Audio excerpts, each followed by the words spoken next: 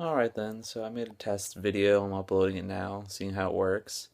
I'm gonna try to work on getting better on how I speak clearly through this, make it so that way it's not so bland and I don't stutter and make any terrible things. Pretty much for this video, I decide, also I'm sorry if it's awkward, my angling. I decided to use my iPhone because this is the best thing I can make at the time with. But anyway, for my first thing I'd like to share, me and some friends of mine, they told me about a video game store that was going out of business in the Philadelphia area called GameZombie. I forget the exact address. Pretty much, I went there and drove them there. They were going out of business. There was a lot of interesting things that we saw. There was a few Sega. There was like more than one Sega Pico. There was a few Sega CDs. There was a few import stuff from Japanese things. I know not everybody might know too much about this info, but those are a lot more rare to find in America. There was stacks of Wii's and PlayStations and Xboxes. And in North America, those are pretty much easy to get. So I don't think anytime soon I'm going to have international listeners or anything. And I probably won't, but I just thought I'd mention that. I'll probably go into more detail with stuff soon. But anyway, I thought I'd show you guys what I got and tell you a little bit about it. And here we have it. At the store, I was able to find, for only 20 bucks, hidden in a corner, a Panasonic 3DO. So you can see the system was released in the 90s. I forget what exact year right now. I'll add more info when I can. But basically, it was one of the earliest consoles to use CDs. Panasonic did not do good at all because you probably don't know about the system at all, and I doubt many people do or remember it besides retro game players or collectors of people that were rare enough to find it. You can see it has AV, it has S-Video, it has RF for the things, all pretty much outdated now since HD technology. Expansion port. Now, one thing I should mention is this was pretty much the first model. There were more models and different variations of this console, but they all pretty much play the same games and stuff. This is the real 3DO interactive multiplayer FC01. And pretty much, there you go. You can see it well. I'm going to make a little bit more footage later of me playing it.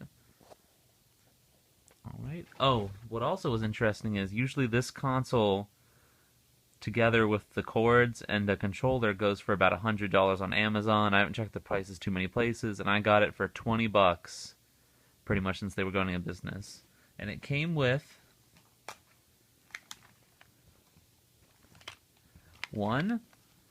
a Gold Star model. The Gold Star was a completely different model 3DO, and this controller came with it.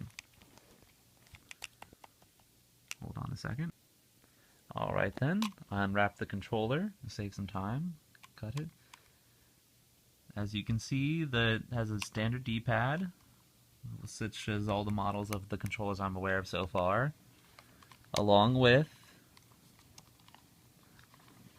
an RNA. And one of the worst things that people criticize it for is the controllers, instead of having more than, as you can see, as soon as I angle the lighting properly, there's only one controller port on the console. So they thought it was a good idea to have you daisy chain controllers together, which is obviously something that nobody thinks is a good idea for any system anymore. And also with wireless technology today, you don't have this issue, but it's apparent why that would be irritating. Okay. And as you can see, this controller has ABC buttons, a pause, play button, and a stop button. Because it was early CD technology, you can see some of those things are coded because it played audio CDs and it was pretty much supposed to be streamlined with other stuff at the time. Alright, let's go to the next controller.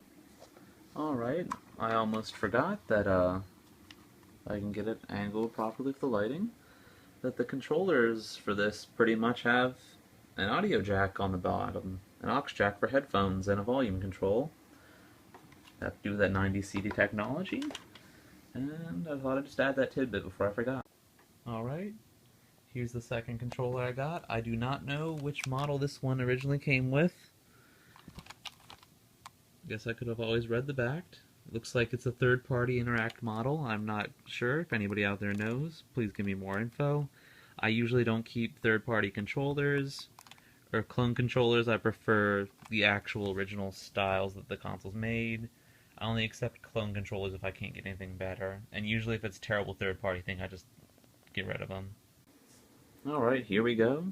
I have to do a double take, so if this doesn't seem to flow well, it's because I had some issues. My phone died. I have it plugged in. Luckily, I had some aux cords like I mentioned.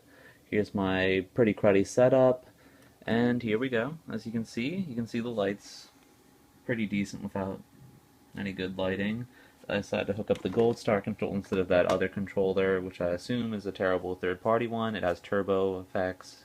If you don't know, there's a lot of things. I'll probably go into that later in other videos, but I know I'm stumbling and stuff. As you can see, boots up nice. It tells me I have no CD in. It's going to go to its own unique flash screen. There's no menus or anything on this thing, unless you have an item in. As far as I'm aware, there's nothing I can do about that. I'm going to research more into it. And to test it out, I decided to put in a music CD of mine, since it's 90s technology. I'm going to put in a 90s album, and also it's convenient. But I will show you. Should switch over soon. Okay. Luckily I don't have to restart it to switch over to this. There's the menu. You hold the C button, it tells you the things. And then I can just play. And as you see, there's different visual effects. We'll go through them real quick. I know I don't really have any capture things or way to properly record this screen. I'm going to work on thinking of a way to do that within my budget, and then hopefully it will turn out better. Here's another visual. It's pretty much the logo, except for repeated, floating. I'm going to cycle through to the next one. We have a warping visual effect. I'm sure many people that had CD players and visualizers in the 90s might recall stuff like this. I'm pretty much, most computers these days use them, but I don't know any people that really actually watch these. We'll go to the next one, which is the logos warping around in like a melting fashion. And it kind of flows in with the old one. Alright then. So you can see, plays everything fine. I've played it through. I don't have any current games to test it out. But I just thought I'd show it running. Proved that it worked. It was a pretty good find, I guess. Okay then, so that was pretty much what I got. Like I said, it didn't come with any video cords, but luckily I had some laying around. My room's kind of a mess. I'm gonna go and pretty much hook up the system and show it running. Alright then, there you go. That's pretty much my first test video. Hopefully I'll get better with this as I go along. I don't have any music or anything right now. I'm thinking I'm probably just going to try to find some generic stuff or public domain stuff, or not try to just rip off terrible stuff like most YouTube users go and just take a random song they like. I probably won't make any intro art or anything anytime soon. I don't think I could think of anything good at the moment, but I just thought I'd go ahead and just try and test one out. So, if anybody likes this, or anybody that I already know that I'm going to send this video to, if I get some decent feedback, that'd be good.